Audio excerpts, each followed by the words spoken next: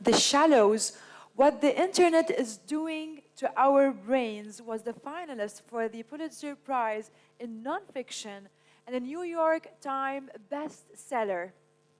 He was also formerly executive editor for the Harvard Business Review. Ladies and gentlemen, please put your hands together to Niykolas Carr.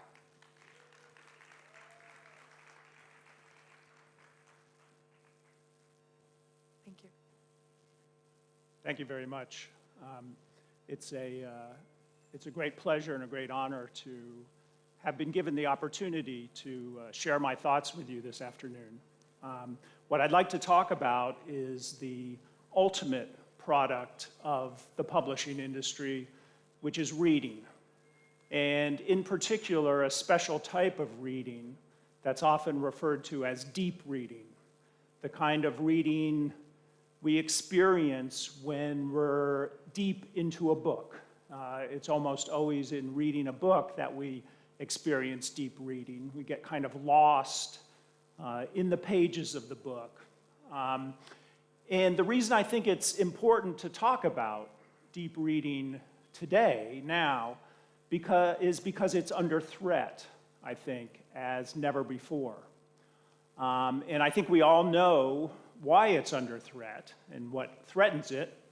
It's this thing that I have in my pocket, my iPhone, or any type of smartphone, that we all have in our pockets, if not usually in our hands. And this new technology is not something that wants to encourage us to engage in deep reading. It's a technology that I would argue has an adversarial relationship to deep reading. It does not want us to get lost in the pages of a book, to pay our entire attention to one thing. Rather, it wants to keep us distracted and to keep us shifting our attention from one thing to the new thing, to the new thing, to the new thing. I began writing about this effect of technology, modern technology, as a distraction machine 12 years ago, when I wrote a book called The Shallows, as you just heard, what the internet is doing to our brains. And the argument was that the internet is a blessing in that it gives us access to every kind of information available all the time, but it undermines that blessing by making it impossible for us to think deeply about that information. Because as soon as we try to concentrate, some new notification, some new alert, some new stimulus comes in. Shortly after I wrote the book, and it came out, I got, as you see on the screen behind me, I received this photograph. A man sent it to me out of the blue, a stranger. I didn't know him. He found my email address online, and he was reading the book, and he sent me this picture of what he was experiencing. And as you can see, he's reading the book not in printed form, not on pages, but on his iPad. And you can just see the corner of his desktop computer, his iMac, right behind the book. And you can also see that he has nearby his iPhone. So he's reading, but he's reading in this distracted environment that we've created for ourselves. And I think he saw this as kind of an ironic comment on his own reading style, which kind of supported my argument that it becomes much, much harder to concentrate and to focus when we're being constantly stimulated by new information. But also at the time, this photograph seemed prophetic. Because I don't know if you remember, but it was back in just a few years before the book came out, in 2007, that two things happened. First of all, the iPhone was introduced, the first popular smartphone. But second, the Amazon Kindle was introduced as well. And before the arrival of the Amazon Kindle, people had talked about ebooks for a long time, electronic books, but nobody bought them. Nobody read ebooks. The market was microscopic. As soon as we had the Kindle come along, suddenly the market began to boom. And if you look at sales figures in 2008, 2009, 2010, 2011, you can see this incredible rise of ebook sales, doubling every year, tripling every year, quadrupling every year. And by 2010, 2011, it seemed to everybody, including myself, that printed books were doomed. The trajectory of sales of ebooks was so steep, whereas physical books, printed books, was basically flat, that everybody looking at it predicted that physical books were doomed, and everybody was going to read books, to the extent they read books, on screens. And I remember I saved a study that came out around then, and this is kind of the study's projection of what was going to happen in the book market. And as the headline says, US ebook sales to surpass printed book sales in 2017. They were quite sure of this. And if you look at the chart, the dark line, the black line coming up from below, is the projection of ebook sales, and the declining blue line is the projection of print sales. Well, something funny happened right after these kind of studies came out, which is that ebook sales flattened. That doubling and tripling and quadrupling stopped, and by some measures, ebook sales actually started to decline a bit. So what's the situation today? I apologize for using US data, but that's the information I have, the data I have. But this shows in 2021 the breakdown of book sales in the US by format. And in particular, it's consumer trade books. So it basically gives you a sense of what everyday people, the general public, wants to read, how they want to read. And if you look at this, you see that printed books still hold 79% of the market when you combine hardcover and paperback. So they're still dominant. What everybody believed 10, 12 years ago has not come to pass. And ebooks today are at about 8% of total sales, audiobooks at about 6%. Now, I tell this story not because I'm trying to criticize electronic books. I think the more book formats we have, the better. And ebooks have some particular strengths, some particular advantages. Audiobooks have some particular strengths and particular advantages. But nevertheless, it seems very, very clear that we underestimated the importance and the popularity of the physical book, the book that exists as a series of pages. And we've been doing that for many, many years. If you go back through the history of media over at least the last century, every time there's a big new technological development, people predict that physical books are going to disappear. It happened with audio records, it happened with movies, it happened with TVs. But what we see is that there's something about a physical book that seems to have a compelling hold on the public. And what's very, very interesting, I think, about this is if you think about all of media over the last 20, 30, 40 years, really it's only the book market that has withstood the digitization wave. Certainly there have been changes in the book market, many of them triggered by the internet and smartphones and so on. But nevertheless, if you look at how books are read today, you still see that it's pretty much the way they've been read for hundreds of years. Everywhere else you look, you see disruption in the basic form of different media, newspapers, magazines, music, movies, films, but the book market has remained quite stable. What I think that suggests is that there's something very unique, not only about books, but about what happens to us when we read books, and in particular, books in print. And I would argue, I noticed that the theme for the book fair that starts here tomorrow is, I think it's reading is seen. And I think that's right. when we read, we are also perceiving things in a particular way. And I'd go further than that, and I'd say, you could also say reading is thinking. Or more generally, reading is a state of mind. And different forms of reading produce different ways of perceiving, different ways of seeing, different ways of thinking, different states of mind. And today, I would argue, we're in a struggle between two radically different types of media in two radically different ways of thinking or states of mind.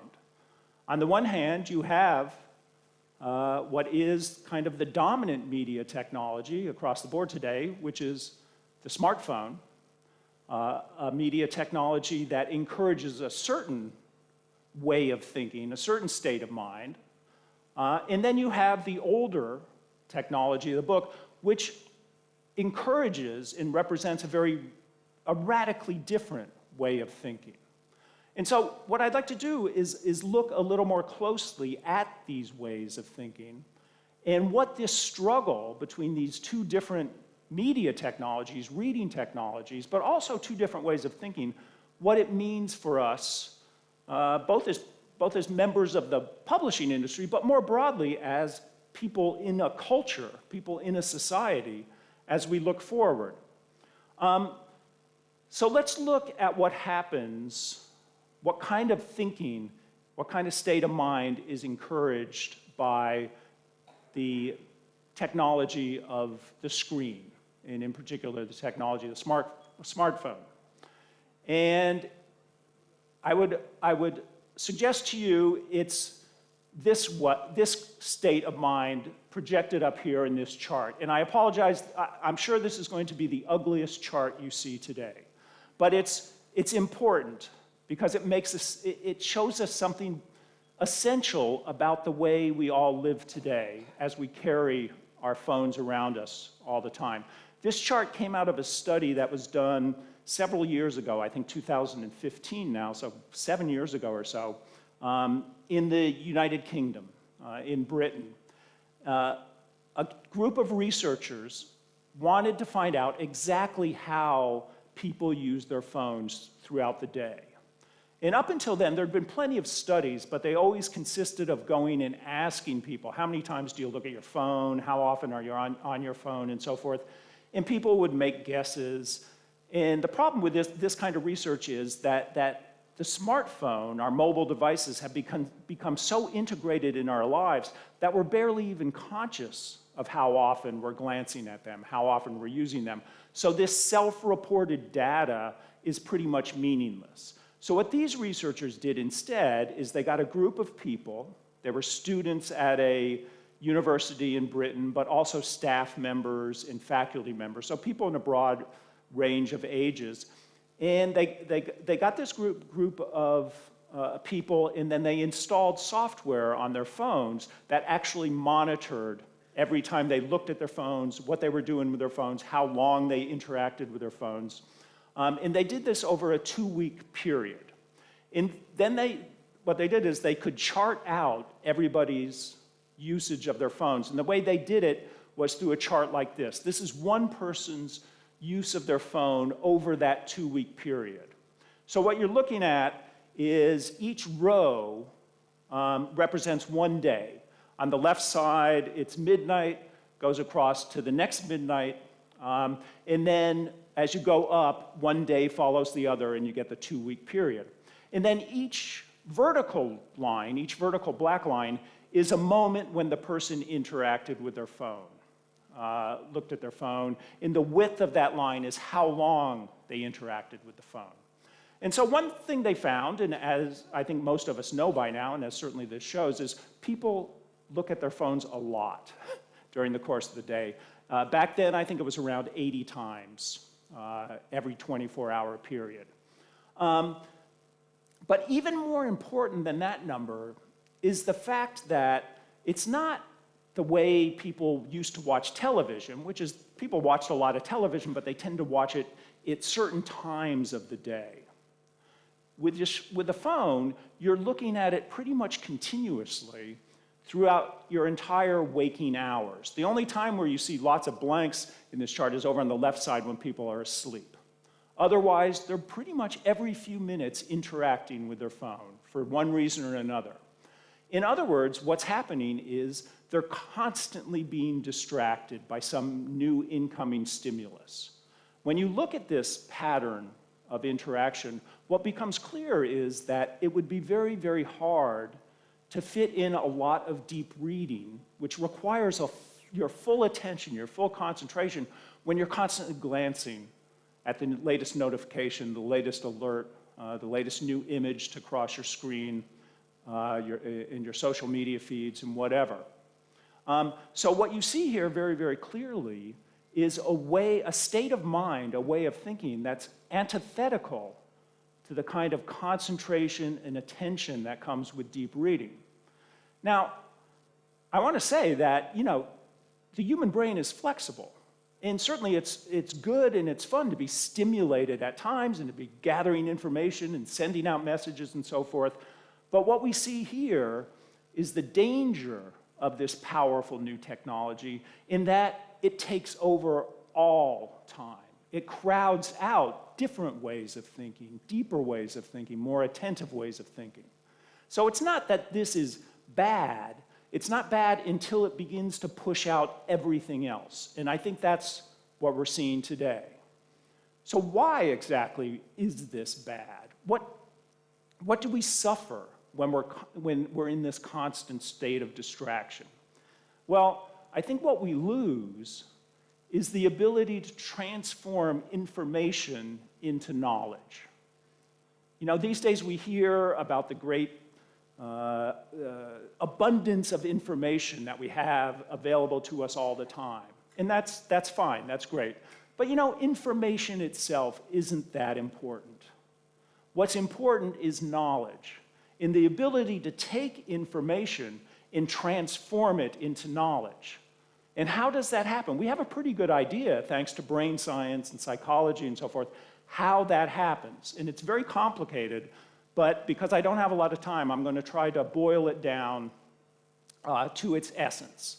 And I think what we know is that process by which we turn information into knowledge hinges on two very different types of memory that our brain contains.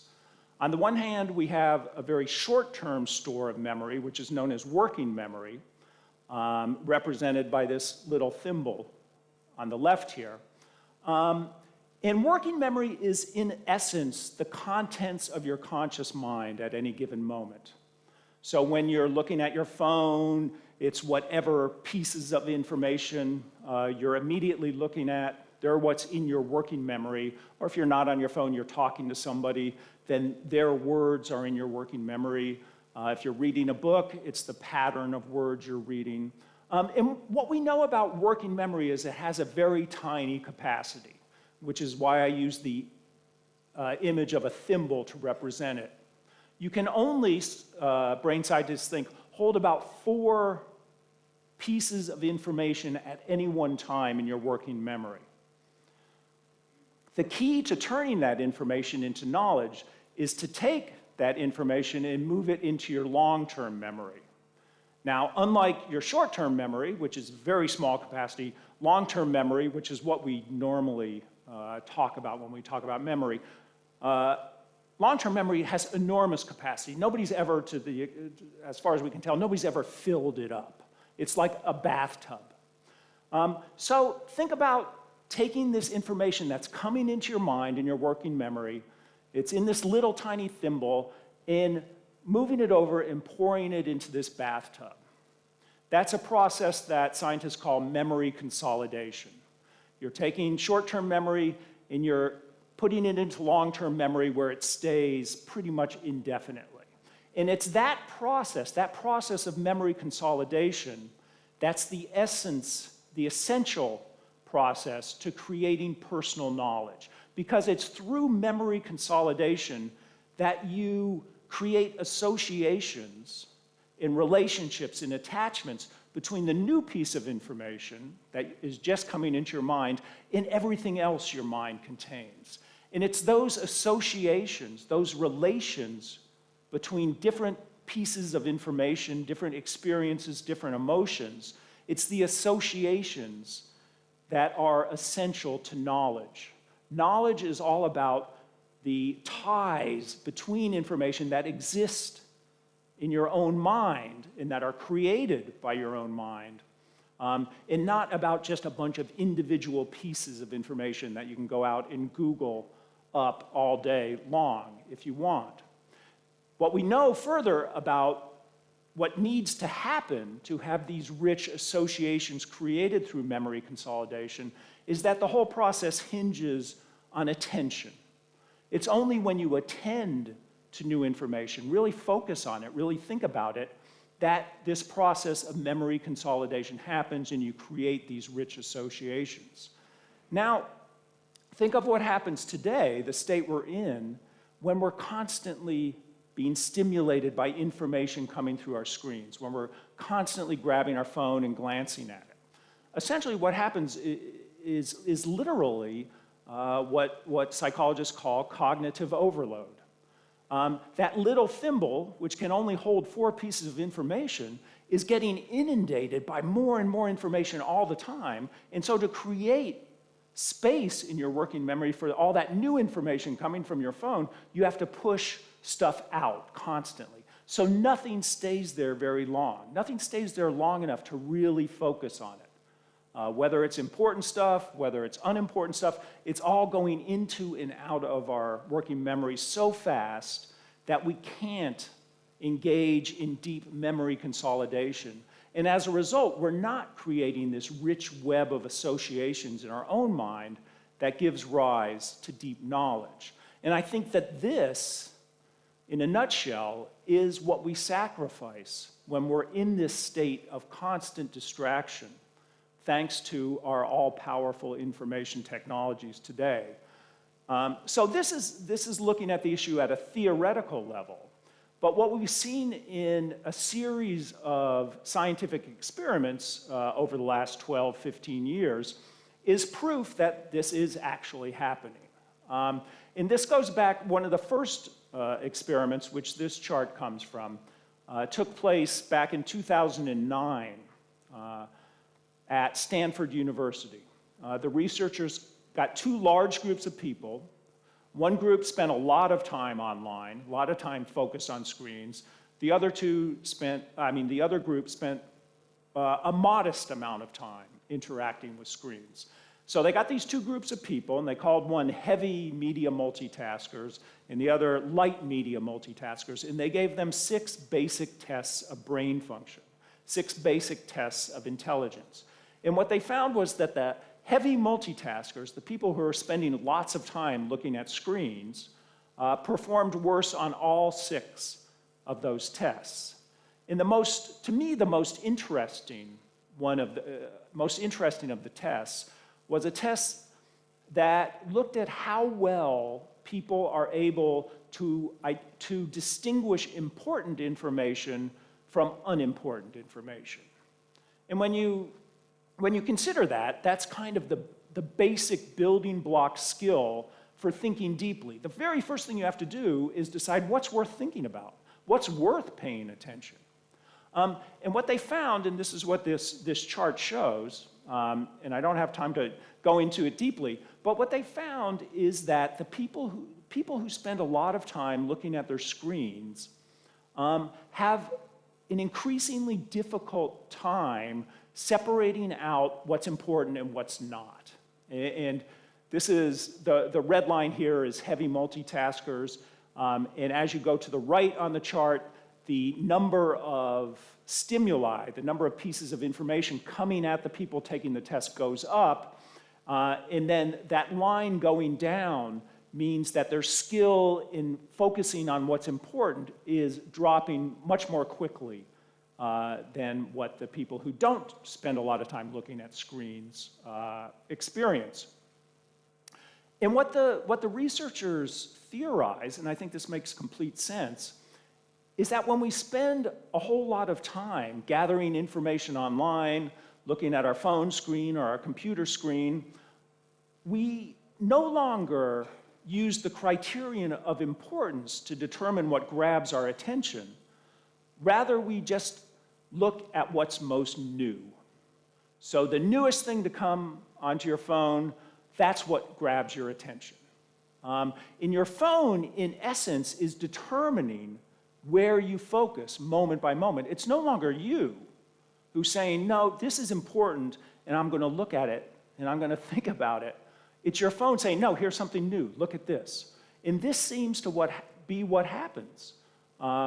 We train ourselves, as one of the researchers put it, to be suckers for irrelevancy. Whatever's new, even if it's completely irrelevant to whatever we wanted to be thinking about, that's what grabs our attention. Think about how that's different from what happens when you pick up a book and read it and get totally involved with the book. In addition to having my iPhone, I also brought a book. It's a very small book because it had to fit in my pocket.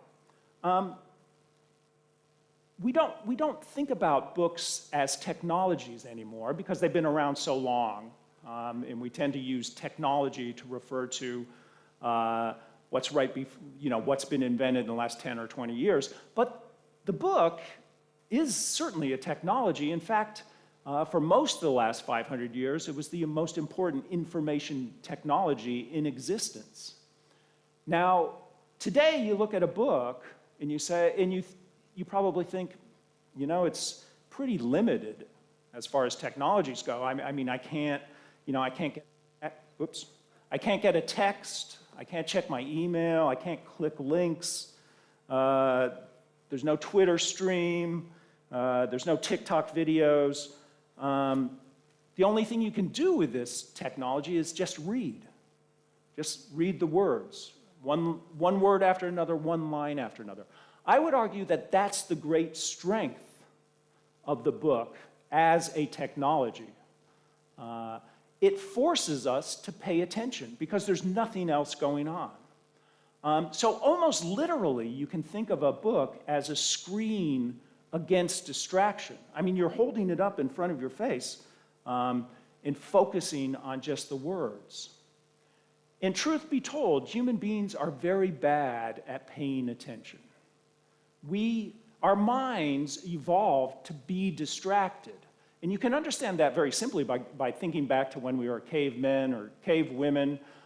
You wanted to know everything that was going on around you all the time, because that way you could spot the predator before the predator killed you, or you could spot, a source of food. So we evolved to constantly shift our attention so we would know everything that's going on around us. It was the book, that old technology, that helped us learn to concentrate and control our mind, that helped us learn to focus on one thing for a long time. And that brought into being, I would argue, the whole practice of deep reading. But books do something more than that, printed books. Another thing you hear about books these days is that they're passive.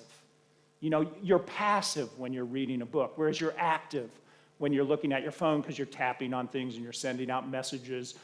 I think that's precisely the opposite of the truth.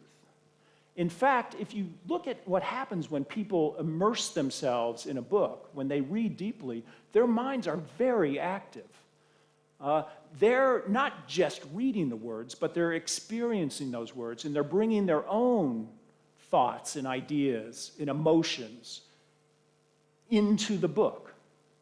There's a great poem by the American poet Wallace Stevens, a poet from the last century, called, I hope I get this right, "The House Was Quiet and the World Was Calm," that describes this process of deep reading and how involving it is, how active it is. Even though you look at a deep reader and they seem to be doing nothing, in their mind there's all sorts of things going on. And I'll just read a couple of short lines from that book because I think it expresses quite beautifully the richness of the experience of deep reading. The reader became the book.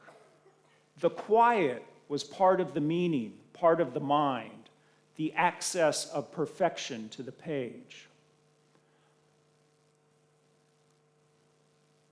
It's that quiet that we are at risk of losing as we adapt ourselves to this, in some ways, fabulous world of constant information, constant communication.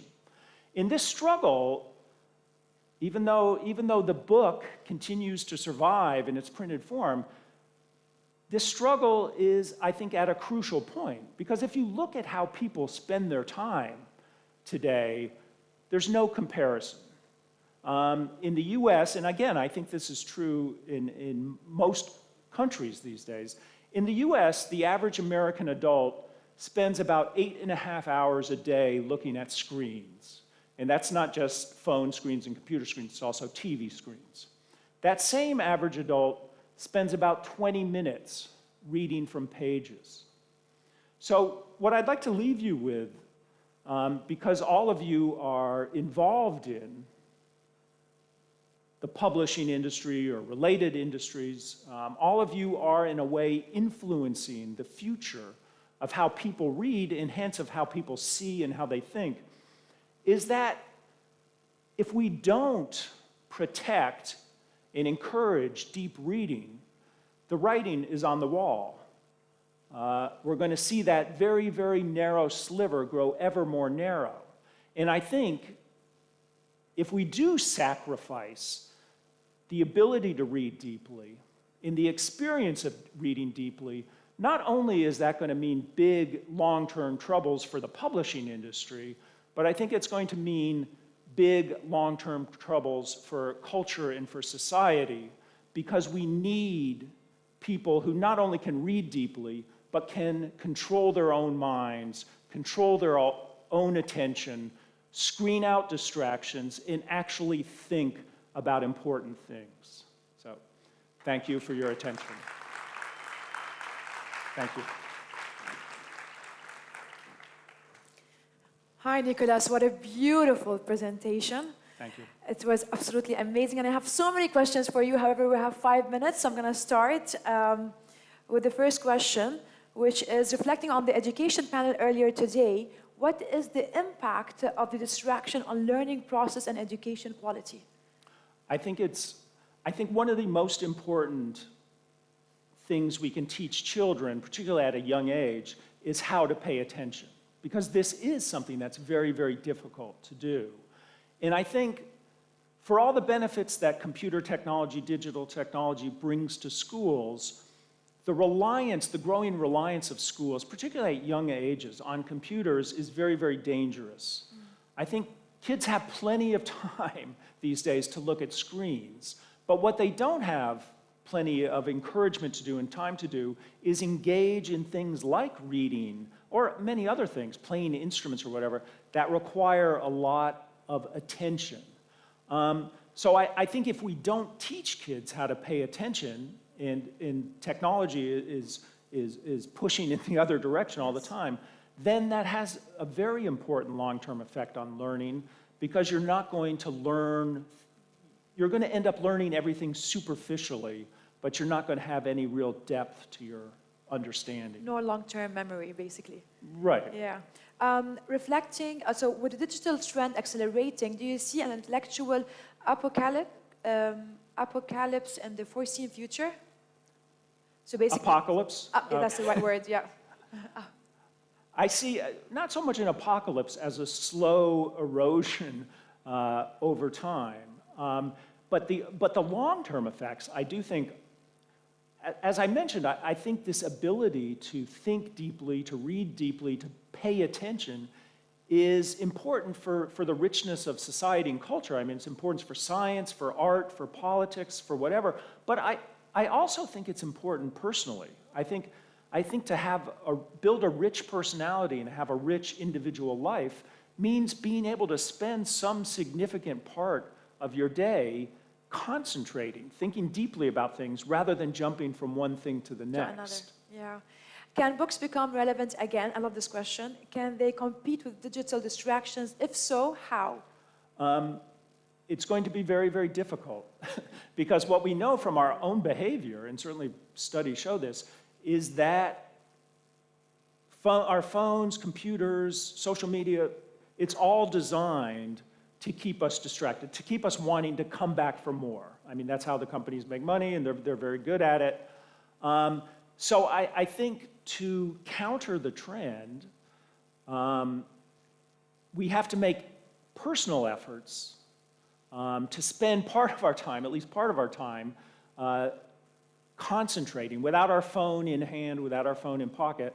But we also have to realize that this is a social challenge. So it's not just a matter of personal discipline, it's changing social expectations and social norms, particularly as they affect younger children.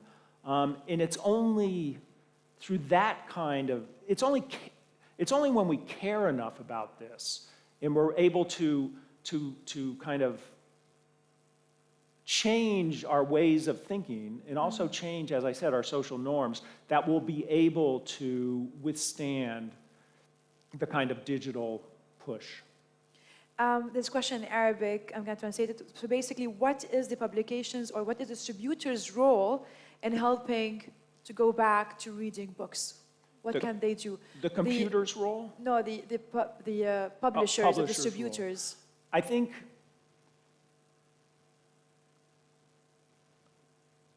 I think it's to make sure that there's a balance.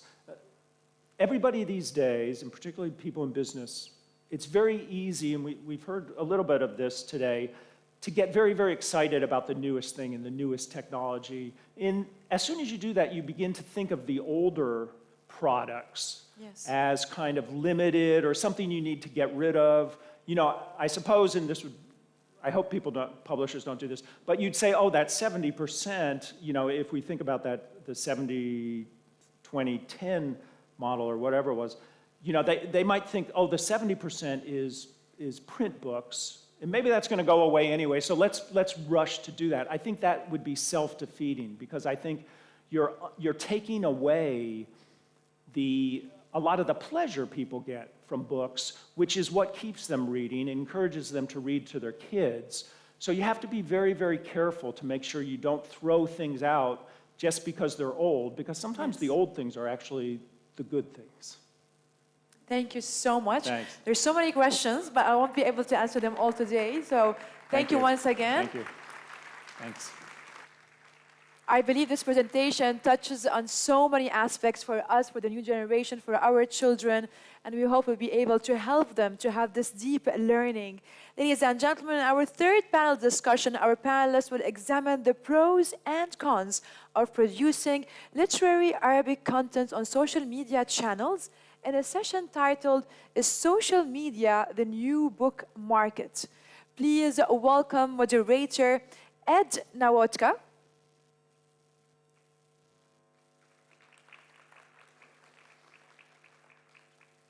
Sami Al-Batati,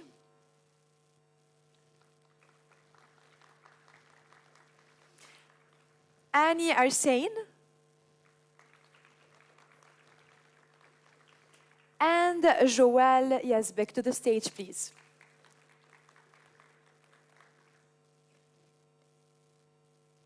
I would like to repeat that the people who speak Arabic to speak please in Arabic, and also for the English speakers to speak in English, and enjoy the session. Thank you.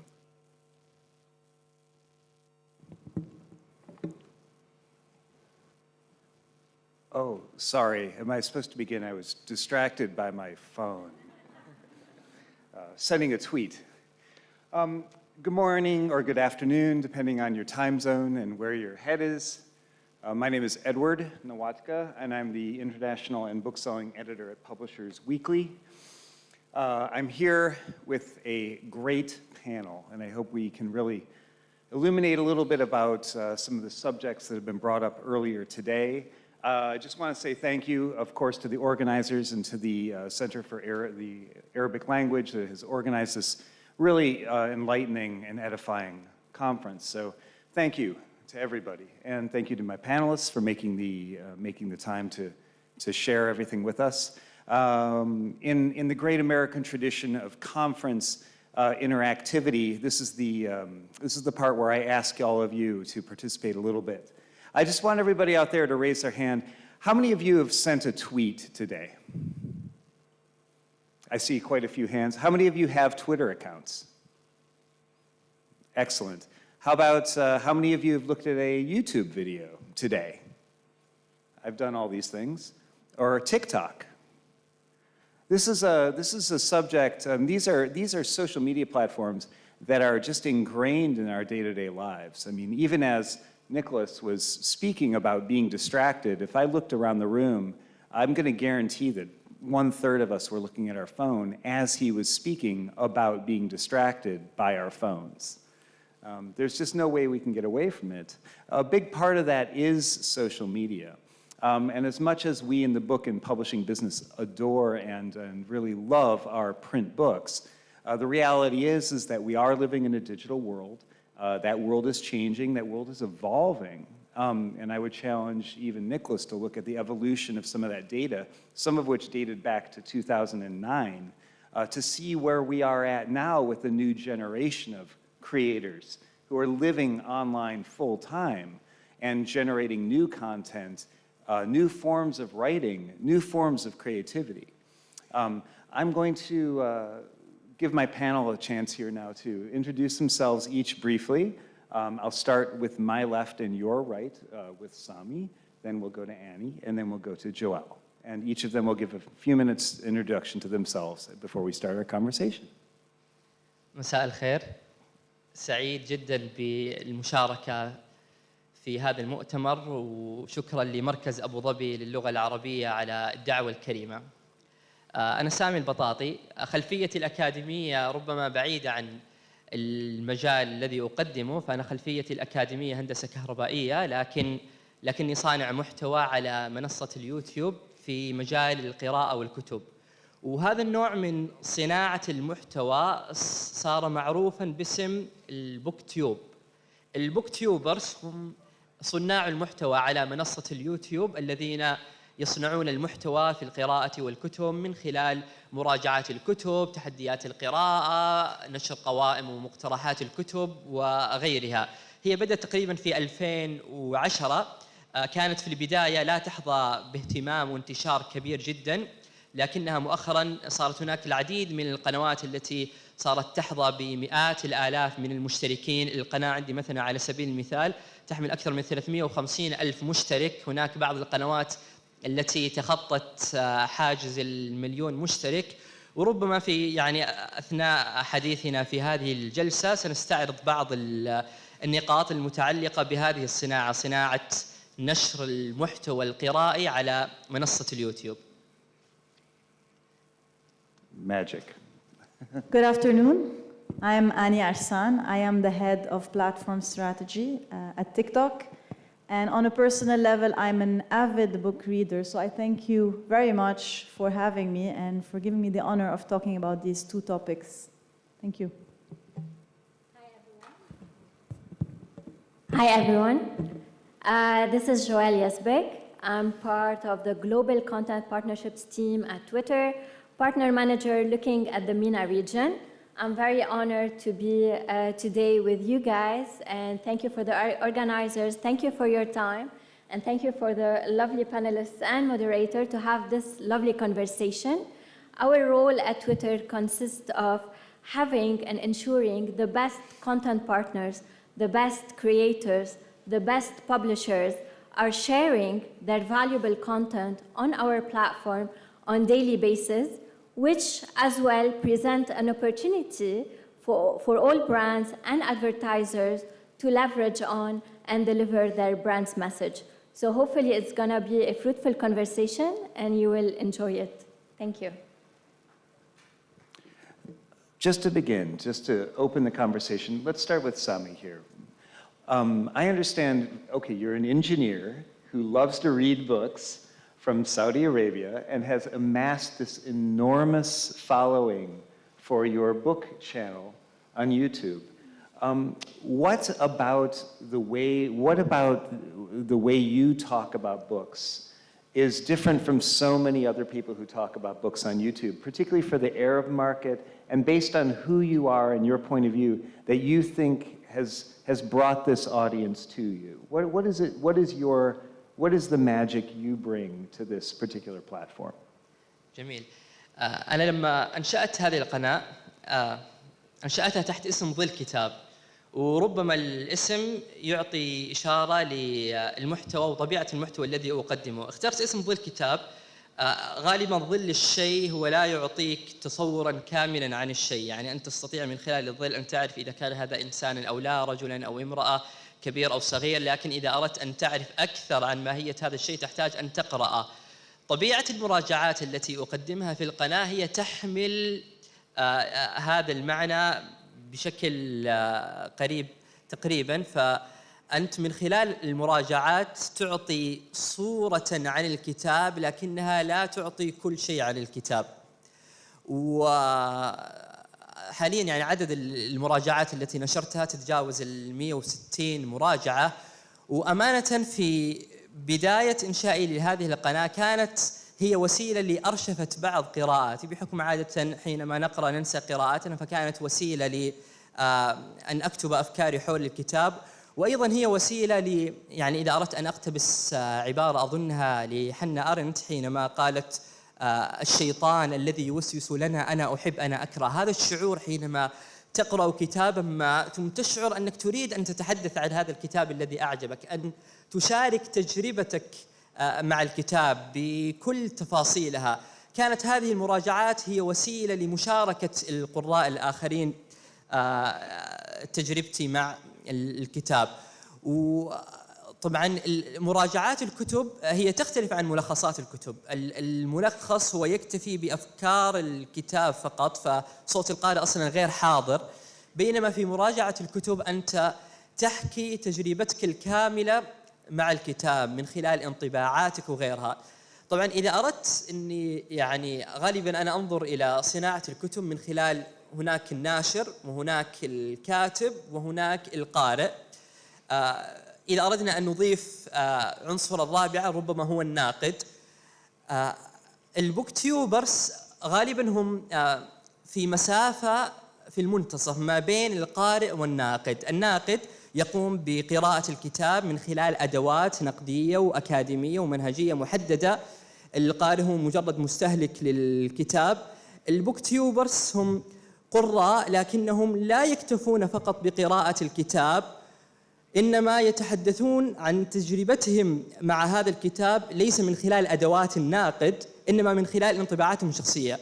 وربما هذا ما جعل هذه المراجعات أقرب إلى القراء من عمل الناقد مثلا، لأن القارئ هو يقرأ من خلال عيون يعني القارئ هو أشبه القارئ هو أقرب وشبيه بصانع المحتوى من الناقد، كونه يقرأها بنفس هذه العين. فأظن إذا كان هناك شيء مختلف ومميز في عمل صناع المحتوى على اليوتيوب فهي هذه الحميمية والقرب بينهم وبين الجمهور هي التي مكنت هذا المحتوى من أن يحظى بهذا الانتشار الكبير جدا.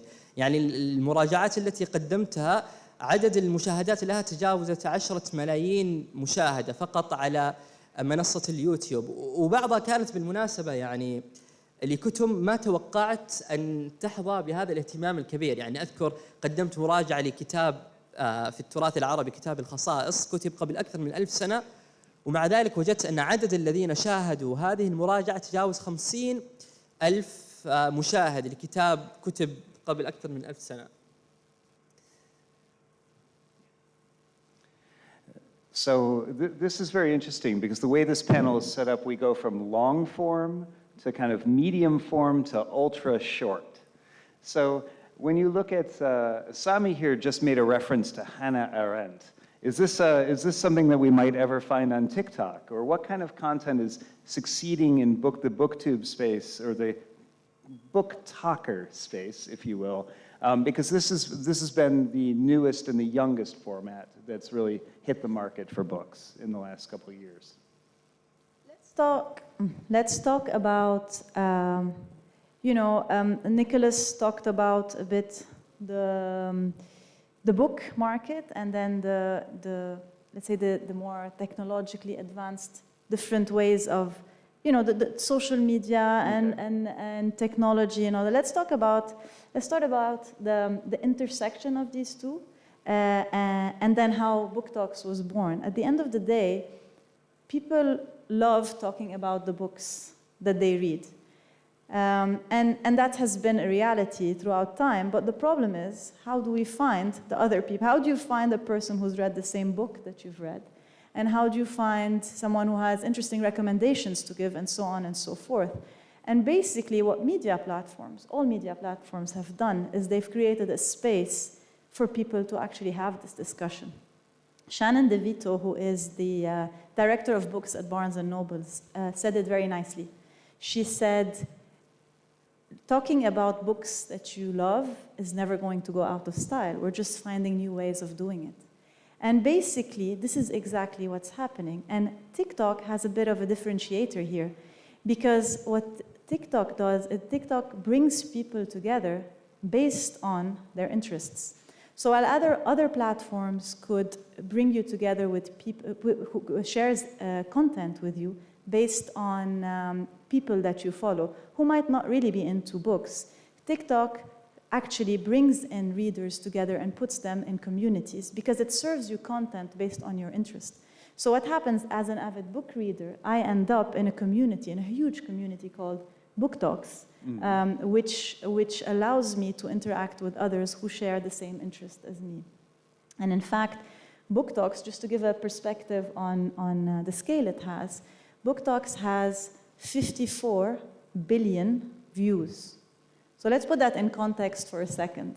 Titanic is, as per IMDb, is claimed to be the movie that got most theater goers. It got 3.8 billion viewers. Book Talk has 54 billion views. And Book Talk also, allows people, if you have TikTok as an app on your phone right now, just go in, put hashtag Book Talk, and you'll see the enthusiasm there and the discussions that happen. It's kind of like a big book club on steroids, let's call it that. But the enthusiasm is palpable, and it's just another manifestation of how TikTok unites people based on their interests and give them a platform to talk about the things that they love.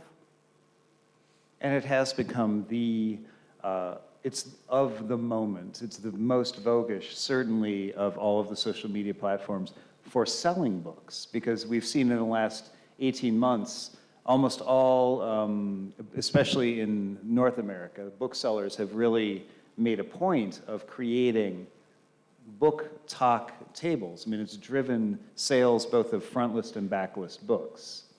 In fact, here even, if you go to Borders, there's a wall of book talks, Kinokuniya and Dubai Mall.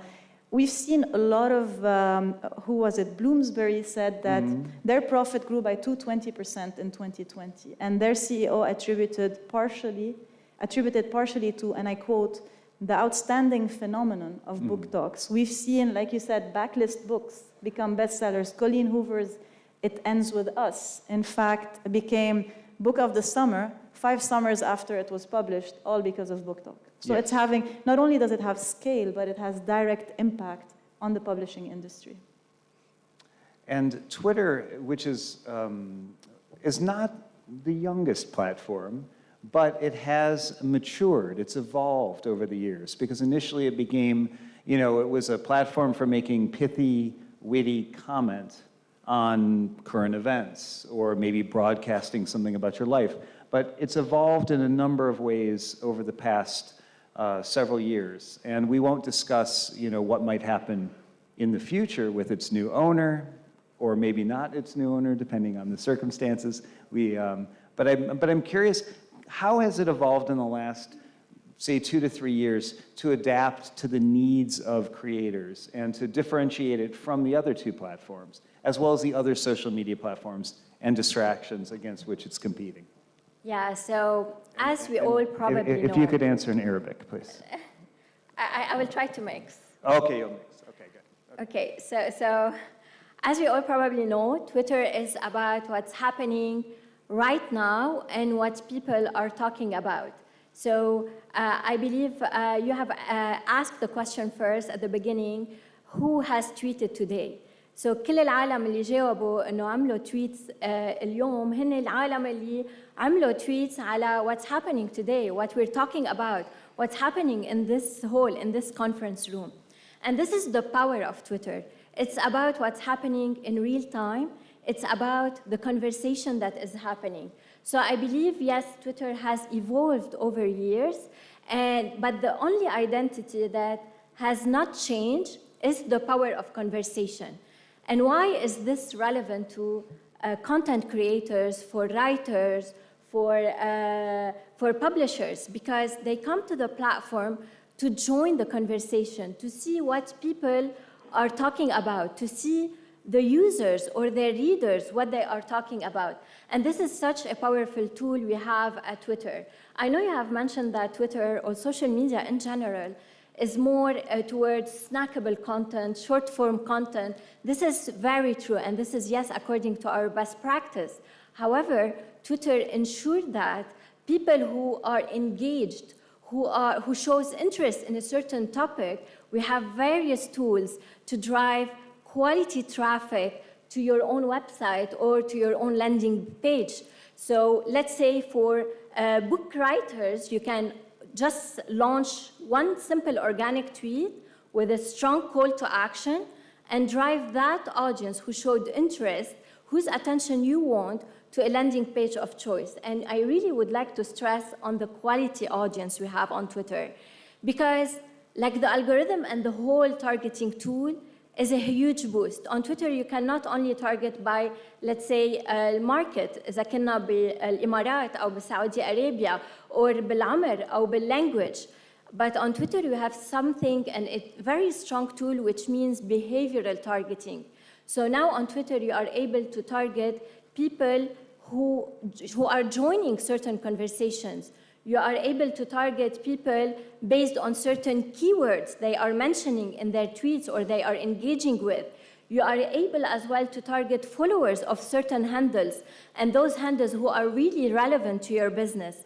And this is how we drive quality traffic to our own website. And we can never forget our famous hashtag. So on Twitter, you can always have your own hashtag, a book-centric hashtag. As you all know, hashtags on Twitter will help you to become more discoverable. People come to the platform, check our Explore tab to see what are the hashtags trending for this day, what people are talking about. And this is an opportunity for readers to leverage on those hashtags in order for them to become more discoverable and have a chance to connect with what's happening and connect with their readers. So let's turn the subject very specifically to the Arabic markets and the Arabic world. So Sami, you also work in a program, I Read, to help foster reading habits. And this, I want to connect this to some of the discussion earlier, as well as the mission of the Arabic Language Center is to foster reading and Arabic as more of a lingua franca in the world, at least for the 450 million speakers, and to expand that.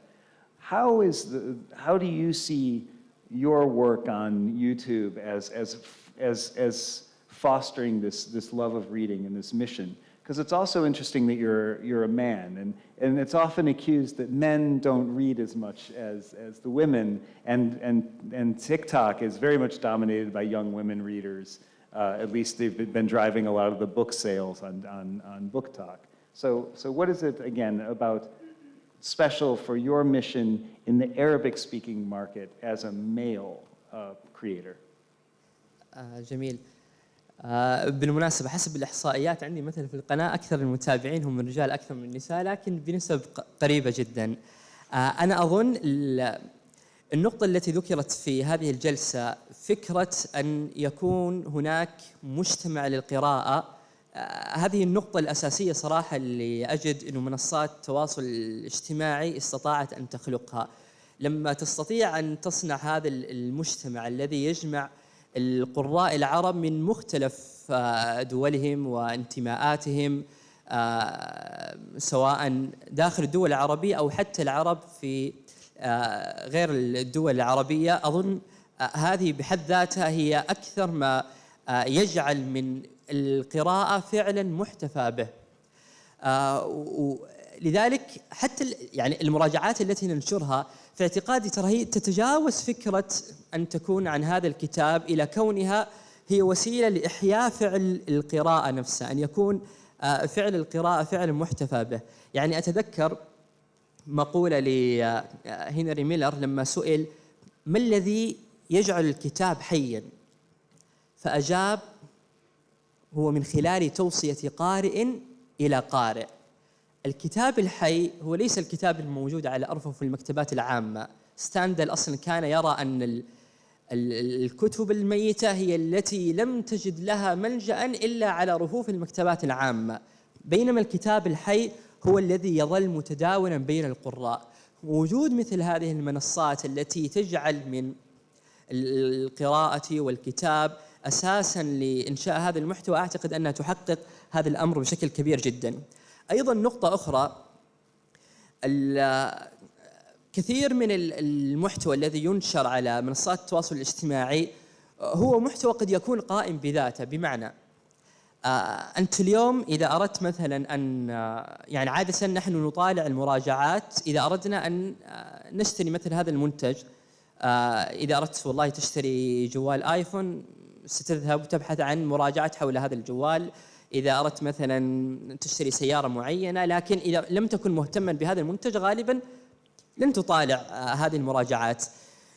الكتب في منصات التواصل الاجتماعي مختلفة، أنت ربما تطالع هذه المراجعة حتى لو لم تكن ستقرأ هذا الكتاب، لأنها هي بحد ذاتها مادة تستحق المطالعة.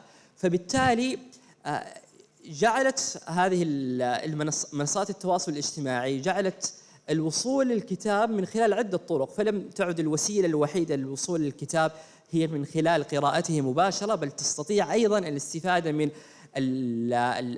المراجعات التي تحدثت عن هذا الكتاب، خصوصاً أن المراجعات في اعتقادي هي أقرب ما تكون إلى نسخ جديدة من الكتاب. لا توجد مراجعتين متشابهة، لأن كل مراجعة هي تجربة القارئ الشخصية، وبالتالي تستطيع أن تقرأ مراجعة أو تطالع مراجعة واثنتين وثلاثة، وتجد في كل مراجعة جانباً مختلفاً من جوانب الكتاب.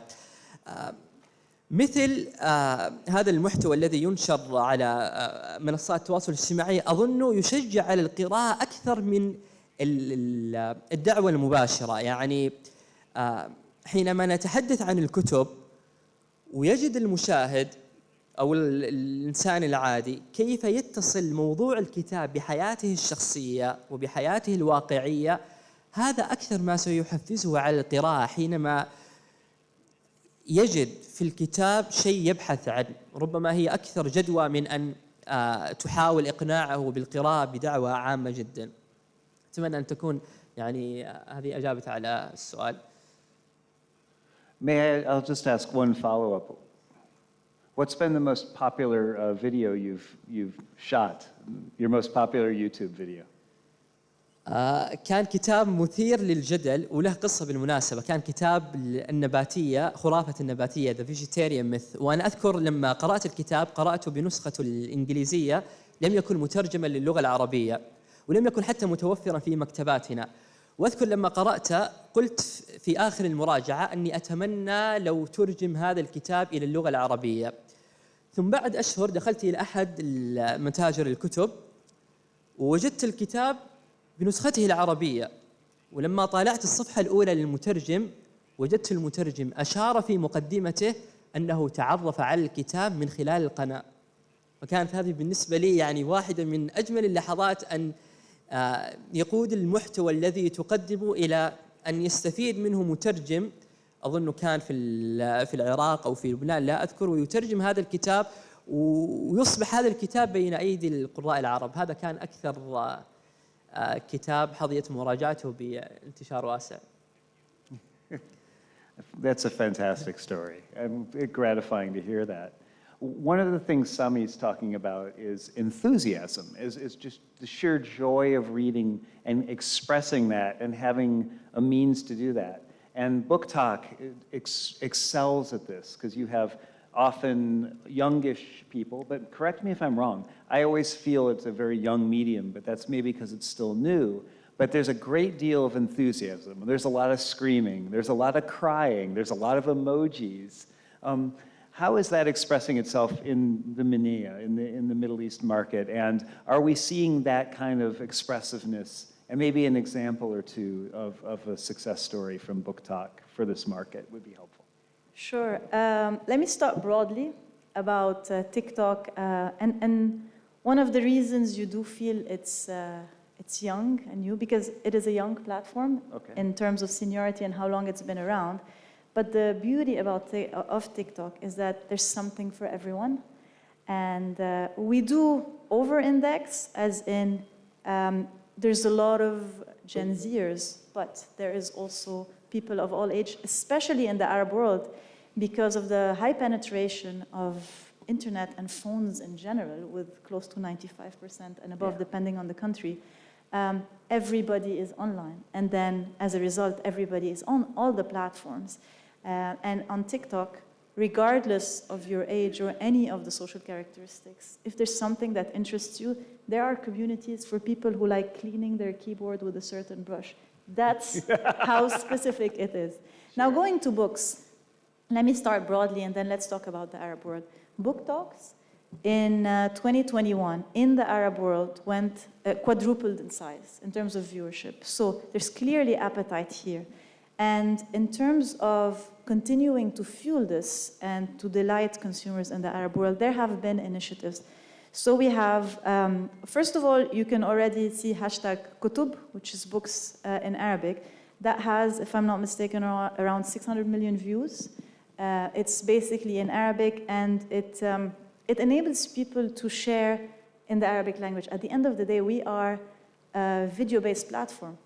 And that in itself shatters any language barriers, because by being video-based, you can just express yourself in any language that you want, and then you will be connected with people who actually understand it and want to interact with it. There are some, to mention a few examples of initiatives that we use to fuel this market. There is hashtag تعلم عن الكتاب. It's basically, it's a book recommendation platform. And there we used creators to actually disseminate some challenges and get more people into this enthusiasm, let's say, and get them enthusiastic about it. And one of my favorite challenges that came out from creators, mind you, creators are from the community, so they're already trusted by nature. It was 30 books in 30 days. I tried that challenge. I couldn't do 30 in 30 days, but I did them eventually. But the point being here, it encouraged so many people not just to read more, but also to learn about books via recommendations, like Sami was saying. So another one is كلمات مؤثرة, hashtag كلمات مؤثرة. And that one was very interesting because this one basically is about reading quotations from Arabic books and then relaying them. So sometimes even you see reenactments. So you leverage all that energy and all that, we like to call it authenticity, because you really just bring yourself to the platform. You leverage all of that in reenacting books, in sharing reviews, and just sharing all this passion into these videos in the Arab world. Also, it's developing and evolving in a very interesting way, and people are going to adapt it to their own environment too. Are you seeing this happening in the Arab world, where people are adapting it? Yes. No, absolutely. The language in itself is an adaptation, right? But also, the way things are done, it just takes, you know, for you to break through or to have content, given that, like I said at the beginning, it's all about interest-based content being disseminated as such, the content has to be really good. And we know that really good content, like take a stand-up comedian, for example, for the content to be good, it has to be culturally relevant. It has to come from funny things that happen in the culture. By the same nature, we see the same response in TikTok. If you are not really ingrained in the culture, it doesn't work. And that's how, to answer your question, people are adapting it to the cultural realities of the Arab world. And when it comes to Twitter, you mentioned the word authenticity. One of the things that Twitter has done very effectively is authenticate authenticate that tweets are coming from an actual person. And one of the things Twitter's done is break down that barrier between reader and writer, because so many people I know have made direct content with writers they love, and they can tell them directly, I adore this book, this is what I loved, and the writer responds. Can you talk a little bit about how Twitter has helped break down these barriers between reading and writing, and maybe contextualize it for the Arabic market, if you will? Yes, sure. So Twitter is really known, as I previously mentioned, about the power of conversation and how they connect audiences together, whether it's a reader, whether it's a writer, etc. And like for us, when you launch a book and no one talks about it, was it really a success? So the conversation is such a powerful tool that writers can leverage on the platform, and they can leverage our influential audience. The audience on Twitter, they come to discover, to join conversation, to see what the outer world is saying, and not to look at their close community or close circle of friends. And this is a prime opportunity for content writers and publishers to leverage our vocal audience and opinionated audience. And let's say, for instance, I'm not sure if you remember the Saudi women driving movement. The whole initiative and the whole movement actually started on Twitter with one simple organic tweet. So as we were saying, we really need to entice the audience interest. And the best marketeers understand that, how to entice the audience interest, and they put that knowledge into works so they can hit that sweet spot on Twitter. So whatever you're launching, whatever you want to connect with, whether it's an occasion, whether it's an event, whether if you're launching your new book, just try to identify that sweet spot. And once your book or your content is part of the conversation, this is where Twitter audience will become your brand advocates. And this is where your idea will be elevated and shared. Many ideas are on the platform, and most of them may be synced without a single trace. But those who hit that sweet spot, they really feel that their idea is elevated, and their content and their audience became their brand advocates. Okay, so we've run over a little bit, so we're opening it for Q&As. A lot of the questions we gotten from the audience are asking people to quantify readership on TikTok and Twitter. I know that both our panelists are unable to answer these questions directly as far as the amount of sales generated. Is this a possibility to answer? Do you have some idea of sales generation?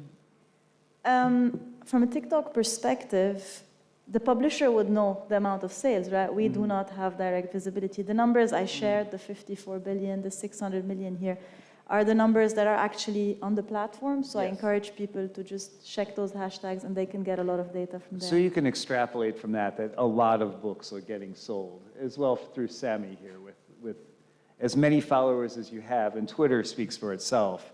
I think we can take it for granted that we know what the sales.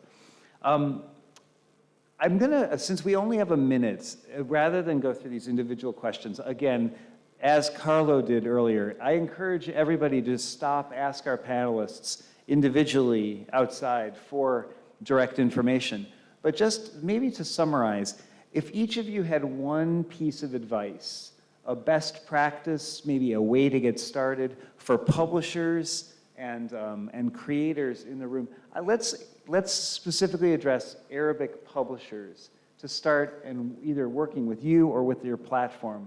What would be your one important piece of advice? It doesn't have to be traditional, it can be unorthodox, whatever is easiest, most interesting. أنا نصيحتي ستكون لصناع المحتوى تحديداً، اختر الكتب التي تحب أكثر. يعني دائماً أواجه أسئلة، بعضهم يسألني ما هي الكتب التي تعتقد لو قدمت لها مراجعة ستنتشر قناتي؟ وكنت أقول لا، اختر فعلاً الكتب التي تحب. حينما يظهر شغفك بالكتاب الذي تقدم له مراجعة، هذا ما سيحقق لك الوصول لدى القراء، لدى الناشرين وغيرهم. فهذه نصيحتي. My advice would be under 3 letters, 3 C's. I would encourage, so the C's are community, content, and creators. I would encourage anyone here to tap into the community, get inspired by what they're saying, what's trending, what's important, and then with that, create the content that will talk to this community, or tweak your content for them. And lastly, use the third C, creators, to be brand advocates and to drive the message for you. My advice, أول شيء نحكي بالعربي. Twitter, the Arabic language on Twitter is one of the most used languages globally. So tweet بالعربي, نحكي بالعربي, connect with your audience, and try to leverage the various Twitter tools you have. Connect with your audience in a different ways, whether on spaces, اللي هي live audio conversation happening on Twitter, whether it's through a newsletter, through super follows, through moments على تويتر اللي هي كمان بتخليكم تعملوا your own curated stories. Once that moment is according أكيد to Twitter guidelines, best practices, في dedicated curation team بتويتر بيخلوا يعملوا retweet ل your moment, and this is how you will get more exposure and more brand advocates. So we really encourage you to use the various Twitter tools, connect with our audience on daily basis, and our audience come to the platform on daily basis to consume content you are creating. And as soon as you hit that sweet spot, you will be able to fly in your own wings. Excellent. So I want to say thank you again to Sami, Annie, and Joelle for their time, their enlightenment, and their edification. And again, thank you to the organizers of this fabulous conference for inviting all of us on stage to share time with you. And like, subscribe, hit the button below, do a little dance, send a little tweet, and have a little fun. Enjoy, and thanks for the opportunity. Thank you. Thank you. Thank you so much, Ed. Thank you for our speakers. That was very fabulous panel. Compared to have a discussion earlier with Niykolas talking about the books and the distractions, and possibly we could complement each other from that perspective. So thank you once again. It was definitely a very hot topic.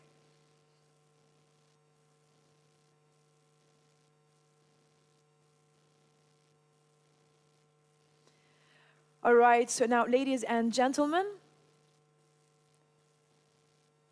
thank you. Thank you once again.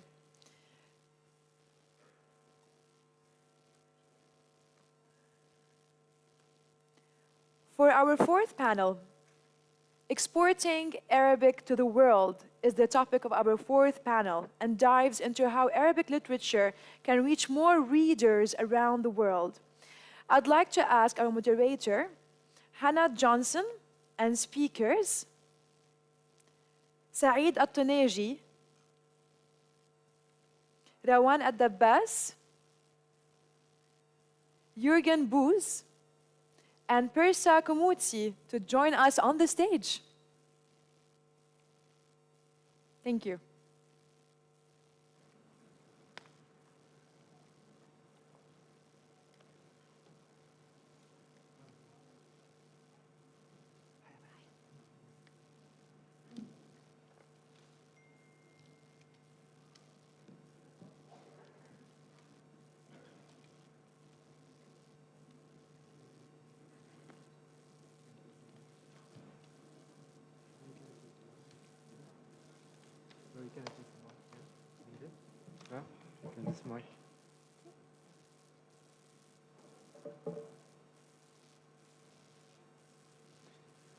Okay, welcome everybody back from your break or from the previous panel.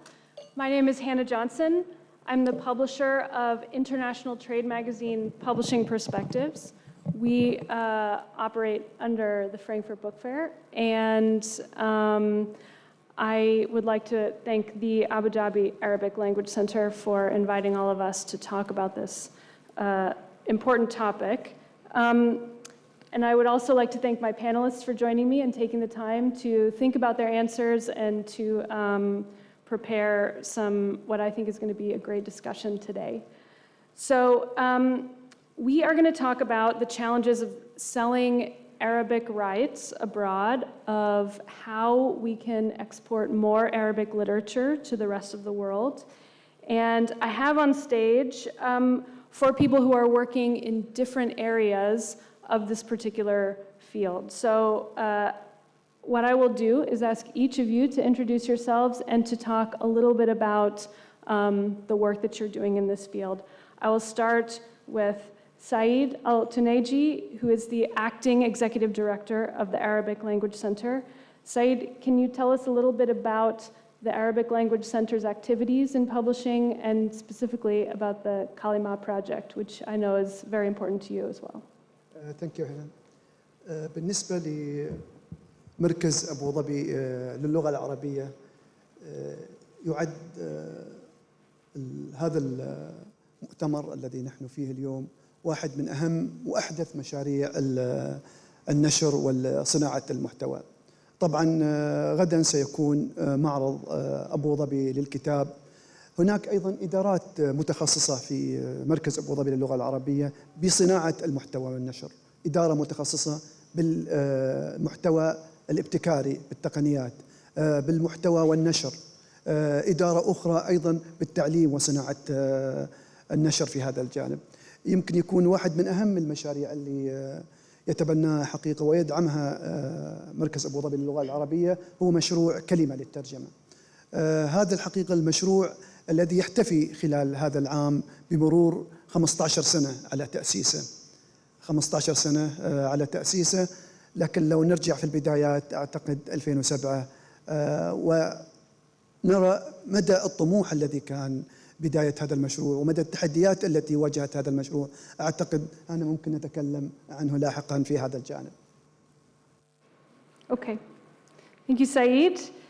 Next we have Roland Abbas, who is just recently changed your role, but you are currently working with the International Federation of the Photographic Industry, looking after the music sector, and previously you were with the Emirates Publishers Association working on the Emirates Reproductive Rights Management Association, which is quite an achievement. Can you talk a little bit about the establishment of the ERRA and also your new role now at the IFPI? Sure. First of all, thank you for having me. The Emirates Reproduction Rights Management Association is actually a product of years and years of trying to develop a collective management organization in the UAE, or in Arabic what we call الإدارة, which was actually something that the UAE copyright law was one of the first countries that had actually, Arab countries, that had actually provided for allowing the collective management activity of copyright. I joined EPA in 2014, and there was already Her Excellency Sheikh Abdul Al-Qasimi, that she was the leader on this topic, and since she established the Emirates Publishers Association, has set it as one of the objectives for the publishing industry. But as we've seen from the panels throughout the day, throughout the day today, the ecosystem for me was the key word, and it was having the Emirates Publishers Association, as well as Her Excellency Sheikh Abdul pushing for the project, as well as collaborations with various ministries and the ability to finally enforce this, which was, for me at least since I joined, 7 years of learning process, negotiation, awareness, from our side at the association, as well as the ministry side. And finally, just a few months ago, we launched, and we now have the first collective management organization actually in the Gulf, that's for sure, and in the Arab world that is not a product of a Western subsidiary. I know that in France and in other countries they have some management organizations, but that pertain to originally French ones. After that, I moved on to do the same for the music industry. I left it in the hands of my ex-colleagues. It's in very good hands, but also it's a new concept, so we're constantly still working together. I haven't left my project by itself. It's in good hands between the, in charge of, always. And I've moved on to IFPI, which I also cannot still say the full name, but with a view of doing the same for the music industry, because at the end of the day, as we've seen today, content is changing, and the way we consume creative content is so interconnected that you cannot have some parts of IP protected and the others left alone. So for me, it was a natural continuation of what I've been doing. And I think we'll get into why copyright is so important for supporting not only the local ecosystem, but also the export of Arabic literature in a minute. But I'll move on to Jürgen Boos. He is the CEO and director of the Frankfurt Book Fair. And Jürgen, you have been a supporter of the Abu Dhabi Book Fair for a very long time, and you're on the scientific committee of the Sheikh Zayed Book Award. Can you just talk a little bit about your ongoing cooperation with the Abu Dhabi Book Fair and also your support for the Arabic publishing industry? Thank you, Hannah, and thank you, Arabic Language Center, for having me here tonight. I'm in the business of bringing book people together. So since 2007, it seemed logical when I came here for the first time, and I experienced the passion for books, for reading. It seemed to be my destiny to bring people together here in Abu Dhabi as well. And we've been working on this now for 15 years, and working on the book fair, but also working on the professional side of our industry, like training people, supporting such conferences, do a lot of things, discuss copyright protection, what we learned before. All aspects of our business are important to this, but most important to me are always the people behind the books. It's the authors, it's the storytellers, it's everybody involved in the process. Yeah, and it doesn't matter whether the book is printed or not. So I think also a song or a film can tell a story, but everything goes back to the original content, which is mostly a story somebody is telling.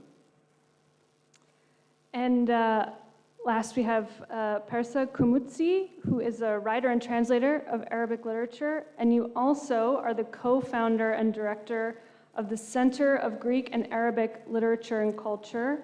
Can you tell us why you founded this center and what your goals are for it? Thank you, Han. First, permit me to address in Arabic to honor this beautiful language and the country that has invited us to this wonderful event. فأنا أشكر المنظمين على دعوتكم الكريمة وأهنئكم من صميم قلبي على التنظيم الرائع والمهم جدا، وأحيي طبعا زملائي الكرام والمتميزين الذين يشاركون في هذا الجدول، وكذلك المنصفين وجميع المشاركين. فأنا فخورة أكون من ضمنهم أو من ضمنكم. موضوعنا اليوم تصدير الأدب العربي إلى الخارج، فيعتبر الأدب من أهم جسور الاتصال والحوار بين الثقافات، لأنه حتى عندما يعبر عن خصوصيات مجتمع ما فإن المفاهيم التي يروج لها عالمية، فغرض الأدب الأساسي هو الإنسان نفسه مع القضايا الأساسية التي تهمه. وعلى حد تعبير أرسطو، لا يقتصر الأدب على تقليد حياة ومجتمع ما ولا يعكس ماضيه أو حاضره فحسب، بل إنه يوضح البعد الكوني للإنسان في كل مكان. This was a very short introduction. I will identify myself as أولاً وأخيراً مترجمة للأدب العربي for 32 years now. very proud of this part of myself.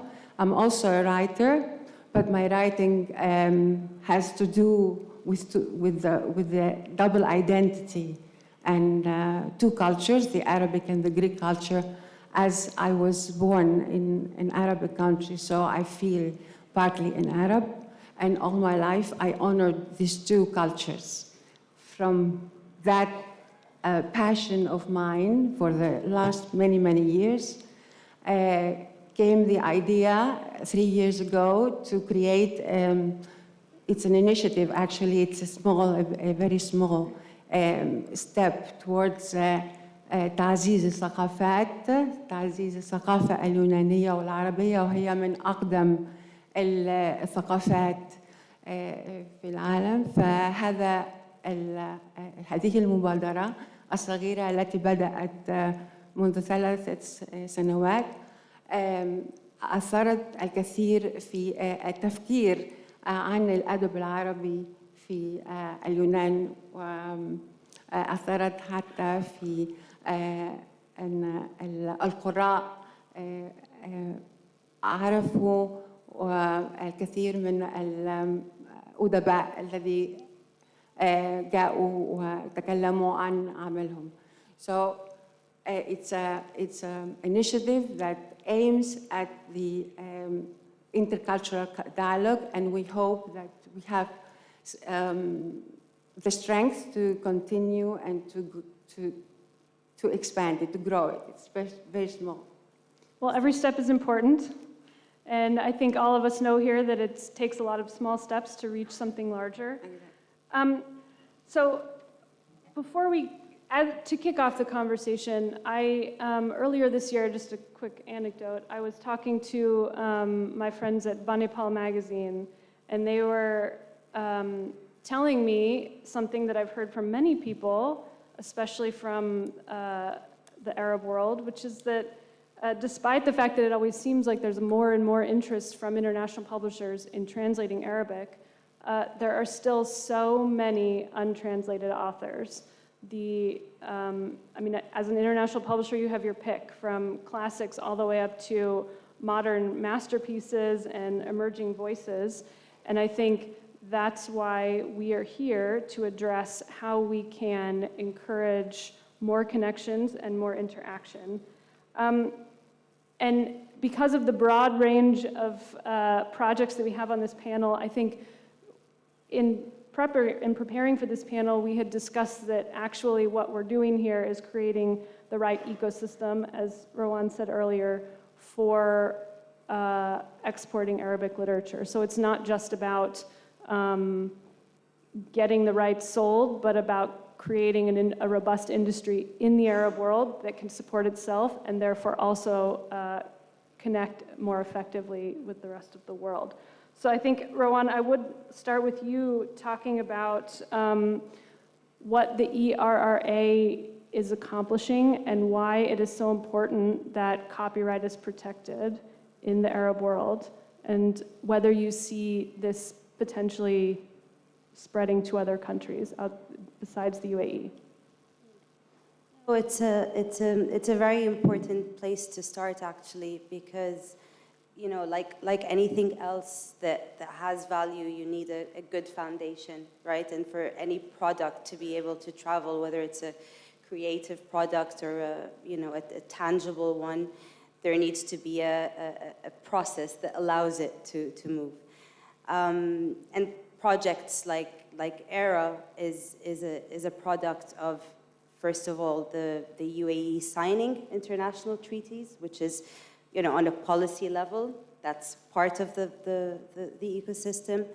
The second part is the ministries and the associations that represent the interests of the right holders to work together to create a process whereby right holders can enforce their rights and thereby protect them.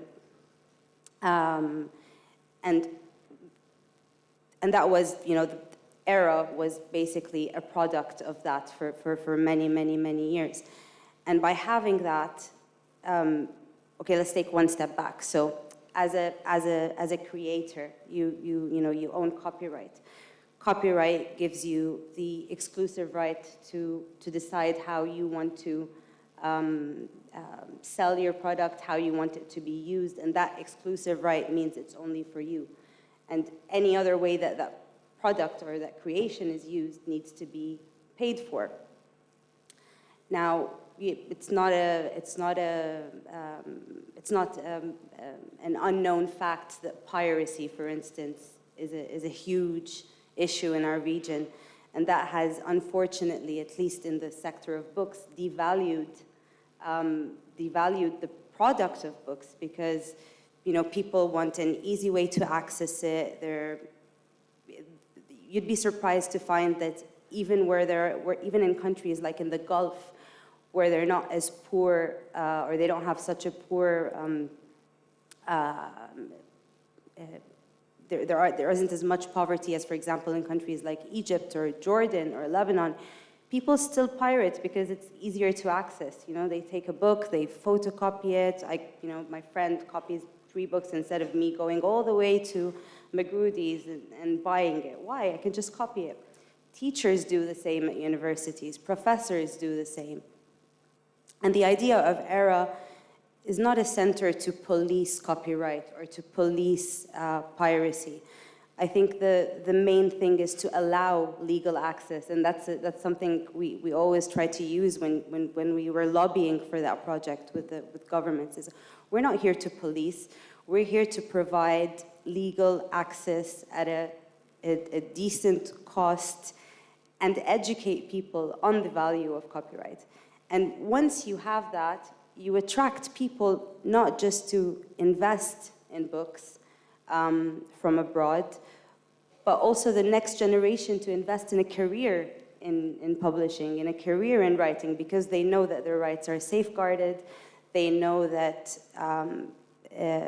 it's a profitable job. And I think it's a milestone for the United Arab Emirates. So I congratulate the country for making this happen.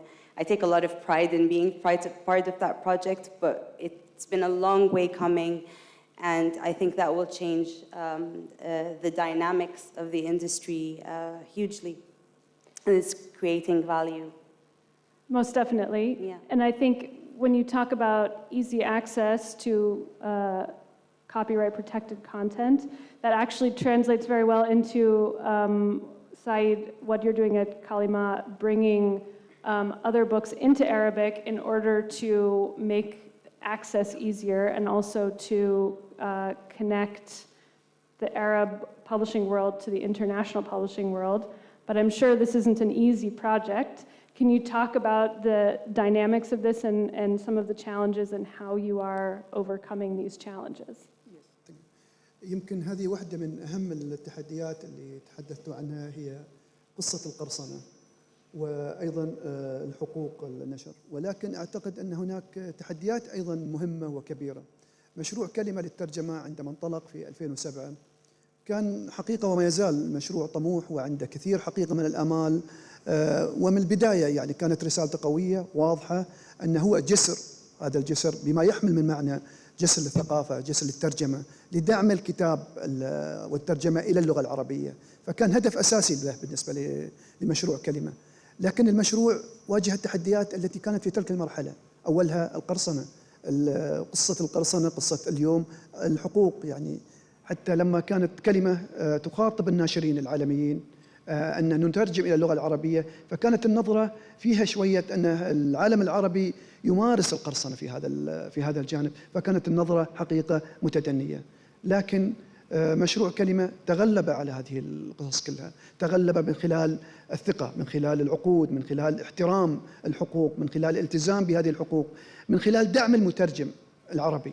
يعني حتى المترجم العربي هذه واحدة من أكبر الإشكاليات اللي يواجهها أو تواجهها صناعة الكتاب العربي، أن المترجم مهضوم حقه في هذا الجانب.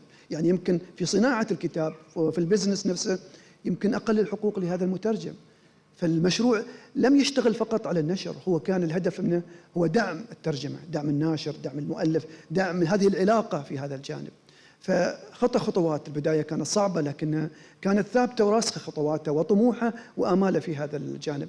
مشروع كلمة يمكن يختلف عن أي مشروع آخر عربي للترجمة، أنه لم يكن يترجم من لغة واحدة وهذا سهل.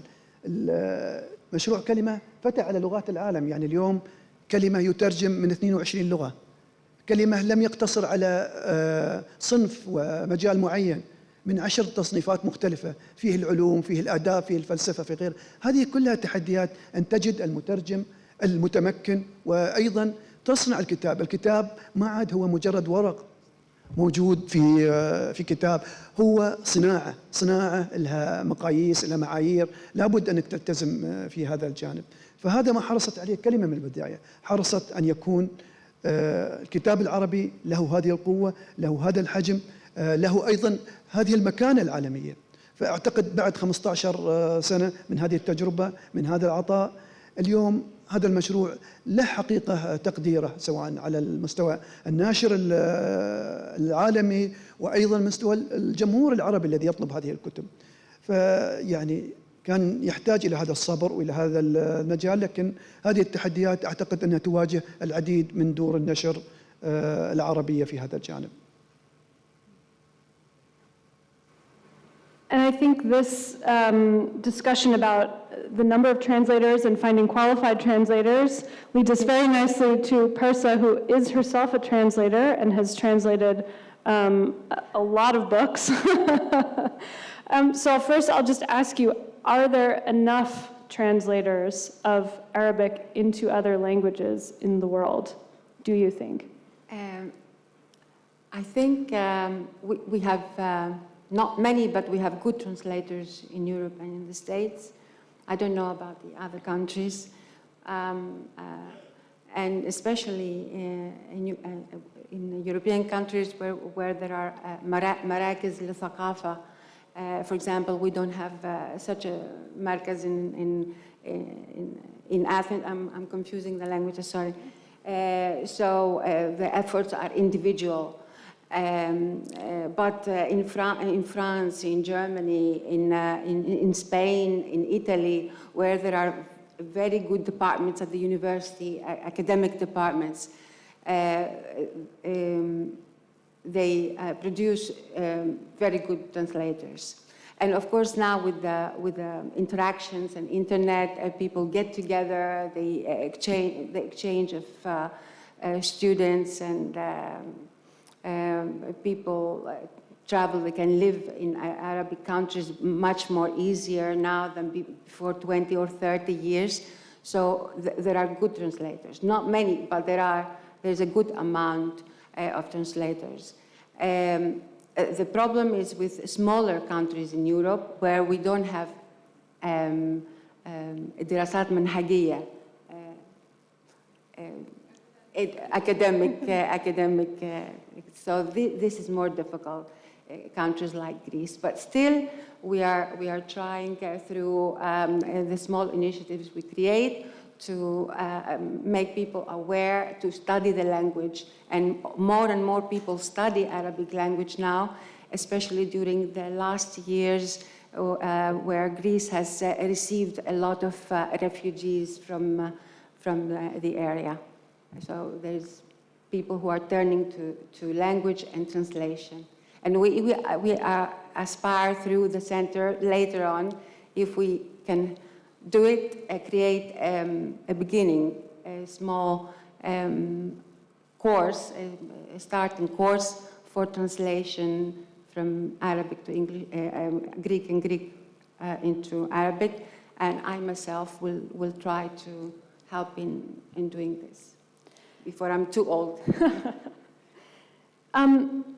Do you, beyond the role of actually translating a book, translators play a very important role in helping publishers in their markets identify literature to translate. Is that something that you do, and is it something that publishers in Greece are receptive to?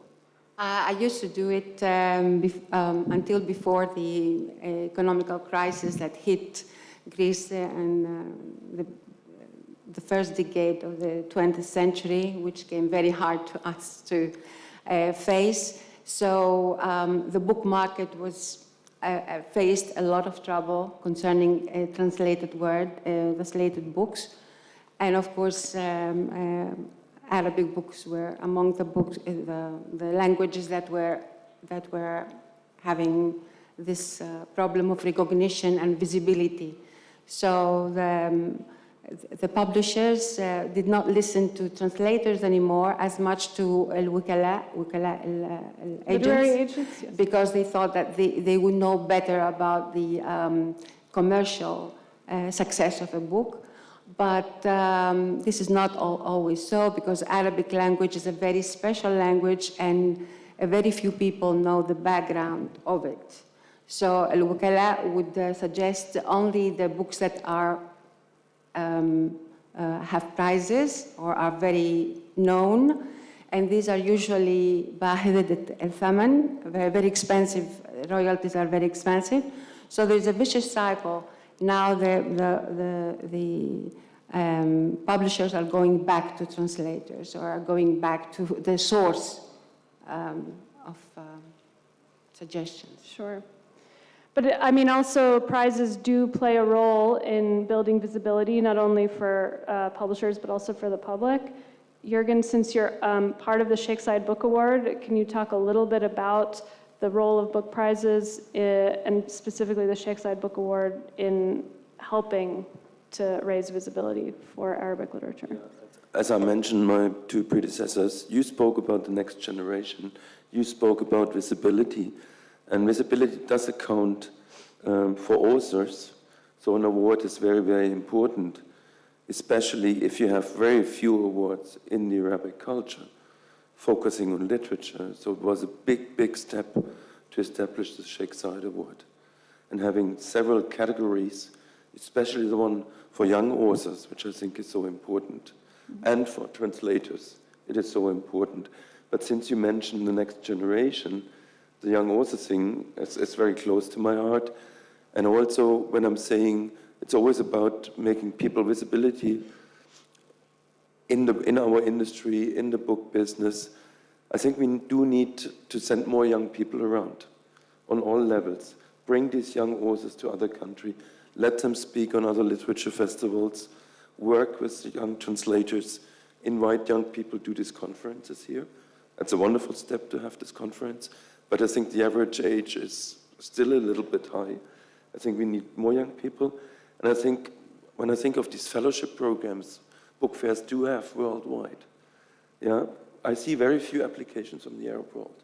So I think we need to encourage young professionals to be international, to travel, which brings me back to the award, so we can make it visible how important our industry is and what the cultural sector really does mean, especially when we are living in crazy times. And I think these times wouldn't be so crazy if we would listen a lot more to other voices. And therefore we need books, we need storytellers, and we need translations. And book fairs, and book awards. So if there are any publishers in the audience who want to apply for a fellowship, Jürgen is encouraging you to do this. We have time for a few questions. There are a couple of questions here that seem to relate to sort of the same thing. One of them is about how can you know what the best-selling books in Arabic are? Are there sources? And there's another one asking, who is the Arabic Murakami, or how might we identify the big literary figures in the Arab world? Do any of you want to jump in with, perhaps on the bestseller side, are there sources of Arabic bestsellers that you can point people to? From my perspective, as having been a publisher for many, many years, it's about the professionalization of the publishers, yeah? Mm-hmm. If you train the editors, they will find a way to identify these titles which are going to sell. So it's about professional editors, send these editors around to other places, although in the Arab world. It's the translators again, listen to salespeople, see what's happening in the literary scene, go to book festivals, just be part of a community. And then you'll understand what is important and how to produce. Bestsellers can't be produced. أستاذ بوز في هذه الجزئية. يعني البيست سيلر هي يعني ممكن تكون الأقوى والأهم هو الموضوع المطروح، هو الكاتب الذي نذهب له. أما أني أتبع في وسائط الاجتماع أن هذا هو أفضل كتاب أو غيره، أعتقد أن هذا غير مقنع أو غير صحيح أو غير دقيق. الكتاب الجيد حسب اهتمامك، حسب هوايك. هناك كتاب كبار، هناك كتاب متميزون، وهناك أيضا كتب لها أثر في الإنسان. فيا بد أنك في النهاية تتبع حسك وتطلع على هذه المعارض، على هذه الدول المتخصصة، تقرأ أكثر عن هذه الكتب. ولكن أنا أقول لك هذه وجبة وهذه أفضل كتب هي أكثر مبيعا وغيره، لا أعتقد أن هذه غير دقيقة وغير صحيحة في هذا الجانب. It's here. Okay, I know. I just wanted to add something on this, just from a different angle. I remember some time ago Googling to see what are the top-selling Arabic books to find, and there are no sources, and that's because there is no data. We still lack, unfortunately, credibility in the industry. And to take it back to the next generations, they don't see it as a profitable industry to go into, and that needs to change. I mean, I look at photos from book fairs in Frankfurt or Latin America, and the amount of children that line up and the book, it's a different sensation, and this is what we need to bring here by changing the whole ecosystem, even with boring stuff like metadata, which sounds so boring but so important. How do they find out what are the bestsellers? Like Jürgen was saying, encouraging younger people to go into the book industry, not it being a taboo because it's not going into medicine or law, or it's an important industry to invest in, and I think we need to reposition that in the Arab world, and there's no better place to do it than in the UAE, to be honest. So. Well, I think that also brings us back to the point about building the entire infrastructure of publishing in order to help books get exported. If there's data and information about bestsellers, that makes it a little bit, that's one more step that, or one more resource that international publishers can look at. Any authors that stand out as big name authors, the next Arabic Murakami equivalent that any of you want to highlight in a room full of publishers right now? I would like to say here, sorry, can I? Yes, please. Because I read a lot of Arabic literature because of my work, first as a translator, but also to know people and invite them to the center and speak for the work and let themselves known to the Greek public. And by the way, all our fa'aliyat are in two languages, Arabic and English, مع ترجمة موازية. So the two languages are heard. Arabic is heard. Arabic needs to be heard in Europe more. It's not heard at all. So this is also very important. I believe I read a lot. Arabic literature, I can say that with full conscience, it's one of the greatest because it combines a lot of elements. When we speak of Arabic literature, it's not only ثقافة واحدة, it's 22 دولة, okay? Each has his own background, historical background, تراث, ثقافة, تاريخ, تحولات اجتماعية كثيرة. It's such a rich literature. Mm-hmm. So I cannot pick one or two or 10, not even the ones who take the prizes. There are, it is an immense power of writing, young writing in the Arab world. Well, I wish I had 3 lives. To be able to read. Your enthusiasm for it sounds so familiar because I think people who know so much about Arabic literature feel the same and they really want to see more of it available to other people. Saeed, you have something else to add? أعتقد هناك الحقيقة العديد من الكتاب المهمين الذين لا بد أن يقرأ لهم القارئ العربي أو القارئ العالمي. حاليا اليوم هناك معايير، يعني هناك الفائزون مثلا بجائزة الشيخ زايد للكتاب، في أسماء عربية مهمة، جائزة البوكر في أسماء مهمة لابد أن تقرأ لهم. لكن في التاريخ عندنا في مختلف الفنون والآداب وغيرها هناك كثير من الأسماء على مر المراحل والتاريخ لابد أن نقرأ لهم، وكتاباتهم وموضوعاتهم مهمة حقيقة للقارئ. They are, and certainly events like this one, events like the Frankfurt Book Fair, like the Abu Dhabi Book Fair, and ongoing professional events make it easier for us to connect to each other.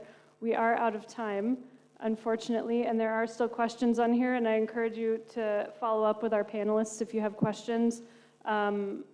But thank you for your attention. Thank you to our panelists here for their enthusiasm for this topic, and also for all of the work that they're putting in to build the industry and build connections, and let's be optimistic that there will be results coming soon. So thank you all.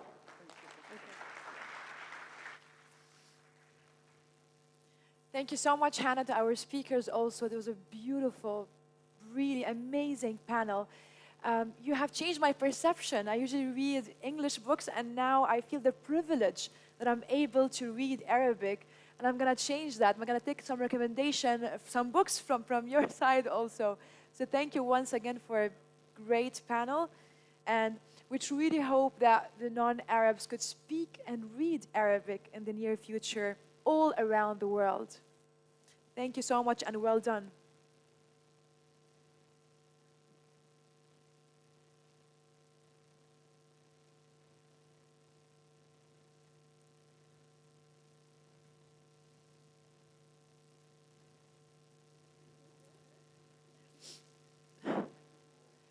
Thank you once again. Thank you. Ladies and gentlemen, and now we will be heading for a well-deserved coffee and refreshments break. We'll invite you to refresh, recharge, and network in the hallway. Kindly be back here in 10 minutes at 3:45, as we're going to be having an amazing keynote that you don't want to miss out on. So see you back here at 3:45. Thank you very much. Enjoy your coffee break.